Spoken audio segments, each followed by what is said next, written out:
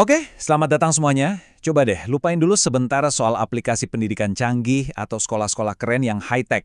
Kali ini kita mau bahas sesuatu yang beda. Sebuah revolusi pendidikan yang justru datang dari tempat yang gak kita sangka-sangka. Dan kuncinya cuma satu hal yang paling dasar, koneksi antar manusia.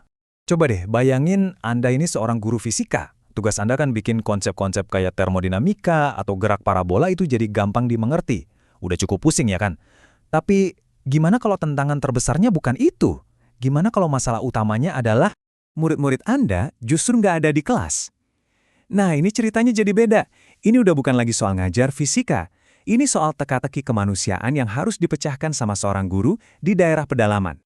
Oke, jadi cerita ini membawa kita ke sebuah SMA di pedesaan Indonesia, jauh banget dari ramainya kota. Nah, di sebuah kelas 10 di sana sedang terjadi sebuah perubahan besar dalam dunia pendidikan. Diam-diam, tapi dampaknya luar biasa. Terus, apa sih sebenarnya yang terjadi di kelas ini? Ini penting ya, ini bukan cerita soal murid yang malas. Sama sekali bukan. Ini cerita tentang realita kehidupan, di mana pelajaran fisika itu harus bersaing dengan kebutuhan yang lebih mendesak, bertahan hidup. Masalahnya itu kompleks dan saling berkaitan. Kenapa murid sering nggak masuk? Bukan karena malas, tapi karena tekanan ekonomi. Kenapa motivasi belajarnya rendah? Bukan semata-mata karena pelajarannya susah, tapi karena fisika itu rasanya jauh banget dari kehidupan mereka, nggak relevan. Ini udah kayak lingkaran setan yang susah banget diputus. Nah, kutipan ini bener-bener nunjukin inti masalahnya. Kalau orang tua mereka aja berjuang keras buat cari nafkah, gimana ceritanya seorang anak bisa mikirin hukum Newton? Ini bukan lagi sekedar masalah cara mengajar, tapi ini masalah realita kehidupan yang dobrak masuk ke dalam kelas. Oke, kalau masalahnya serumit itu, gimana dong solusinya? Apakah dengan aturan yang lebih ketat? Atau PR yang lebih banyak? Ternyata bukan. Jawabannya adalah dengan mengubah total cara kita memandang pendidikan. Harus ada blueprint yang benar-benar baru. Konsep kuncinya di sini adalah kurikulum merdeka. Intinya, kita buang jauh-jauh deh pendekatan satu untuk semua. Kurikulum ini justru ngasih kebebasan buat guru.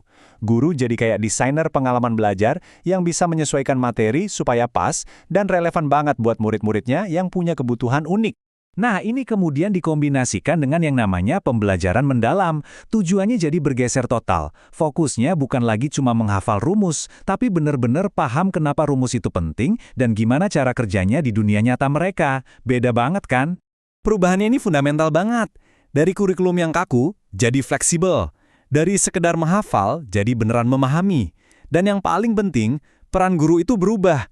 Bukan lagi cuma penceramah di depan kelas, tapi jadi fasilitator yang ngebimbing murid-muridnya buat menemukan ilmu. Oke, teorinya kedengaran bagus ya, tapi gimana praktiknya di lapangan? Nah, sekarang kita lihat gimana guru ini mengubah semua filosofi keren tadi jadi aksi nyata, baik di dalam maupun di luar kelas. Coba perhatiin deh, strateginya ini sederhana, tapi powerful. Nggak ada tuh software canggih, yang ada cuma dialog dari hati ke hati. Nggak ada surat peringatan, yang ada malah kunjungan ke rumah untuk kerja bareng orang tua. Tiba-tiba, fisika bukan lagi teori abstrak di buku, tapi jadi alat buat mencahin masalah sehari-hari mereka. Tapi ceritanya nggak berhenti di situ.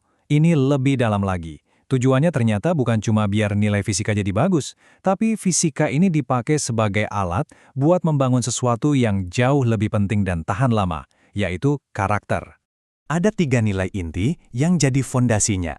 Fokusnya itu geser, dari apa yang dipelajari murid, jadi siapa mereka nanti setelah lulus.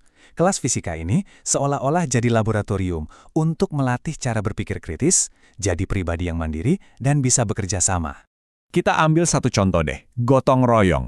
Ini kan nilai yang Indonesia banget ya, artinya kerjasama, saling bantu.